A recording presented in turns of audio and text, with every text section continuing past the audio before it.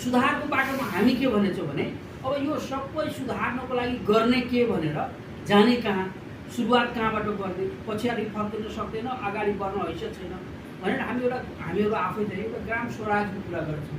त्यो के हो भने हामी कहाँ पहिला चाहिँ जुन हामी समाजमा बस्थ्यौँ नि त्यहाँ आफ्नै न्याय पद्धति थियो। हामी 5 जना बसेपछि त्यो गाउँमा सबै कुरा मिल्थ्यो, कसैको विभेद हुँदैन थियो, एकअर्काले समाजीकरण थियो, त्यो चाहिँ हामी गर्थ्यौँ। त्यसैले यो ग्राम स्वराज हामी सुरु गर्ने भनेर हाम्रो ठुलो एउटा बहसको विषय हो।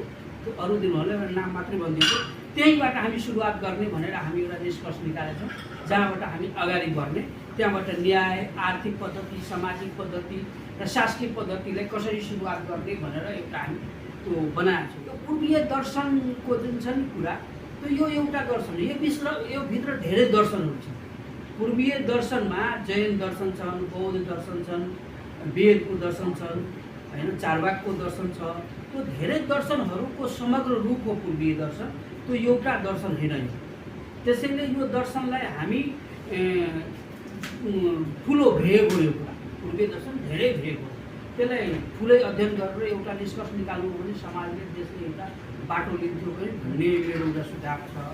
र यो मध्यम मार्गमा तपाईँको बुद्धको मध्यम मार्ग भनेको अष्टमार्ग हो, त्यसलाई दिएको छ। तर यो सेन्ट्रलिस्ट शब्द चाहिँ यो मध्यम मार्गसँग मेल खाँदैन। तो पश्चिमाहरूको सेन्ट्रलिस्ट शब्द भनेको त्यो वामपन्थी र दक्षिणपन्थीलाई मिलाएर बिचमा बनाइएको सेन्ट्रलिस्ट विचारधारा हो उनीहरूको। त्यसैले हाम्रो मध्यम मार्ग र उनीहरूको सेन्ट्रलिस्ट आइडियोलोजी डिफरेन्ट हो कि यो एउटा होइन। त्यसैले त्यो कुरामा पनि अध्ययनमा जाओस्।